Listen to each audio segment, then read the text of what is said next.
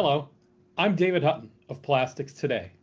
Welcome to another edition of Plastics Today Week in Review, where we look at some of the top headlines of the week. This week, we learned that healthcare spending is a key driver for plastics demand. The U.S. medical equipment and supplies industry, a critical driver of plastics demand, has experienced significant production fluctuations in recent years. This has been shaped by the COVID-19 pandemic, post-pandemic inventory corrections, and shifting global trade dynamics.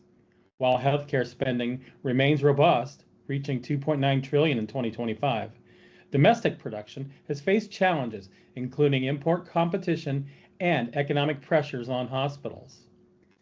Dr. Perc Pineda, chief economist of the Plastics Industry Association, noted in a blog that these trends have created a complex landscape for the plastics industry, which plays a pivotal role in manufacturing and packaging medical products. Industry experts are now analyzing how these shifts will impact the future of plastics in healthcare. On the business side, our team reported this week Progressive Components is transitioning to employee ownership.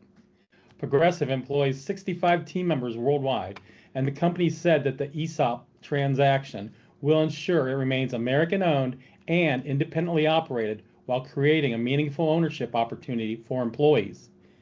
Under the ESOP structure, employees receive company shares through a retirement trust at no upfront cost. Over time, employees accumulate ownership in the company as a benefit of their employment. At the recent MD&M West show in Anaheim, California, we visited with Natalie Dragunat, a global marketing manager at Syensqo. Let's check out that conversation. Hi, my name is Natalie Dragunat. I'm a global marketing manager at Syensqo. At the MD&M show this year, we're excited to announce our availability of Viva PSU material. It's implantable polysulfone, available now in rods and stock shapes through our partnership with Genesis Medical Plastics. These are ready-to-machine rods that allow device designers speed in prototyping, iterations in design, and moving to validation with confidence. Viva PSU is designed for non-load-bearing applications. So we have a lot of customers that use it for devices like drug delivery devices, neurostimulation devices, cardiology devices, and many more. SABIC is rolling out materials for improved automotive design, function, and circularity. It certainly is a trend worth watching.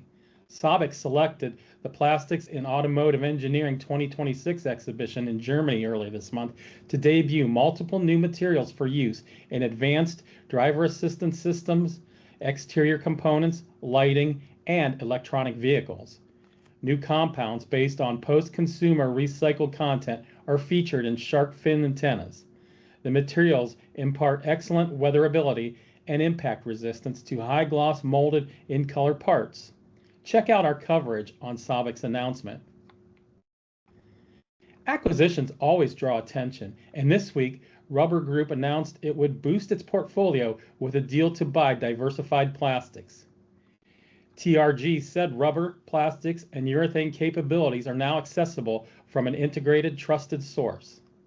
DPI specializes in proprietary, ultra-high molecular weight polyethylene injection molding and custom manufacturing from concept through production.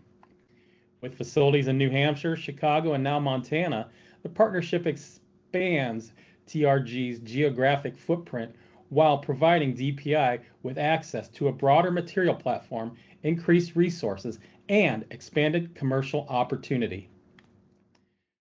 To check out these and other headlines, please visit us at PlasticsToday.com. Thank you and have a great weekend.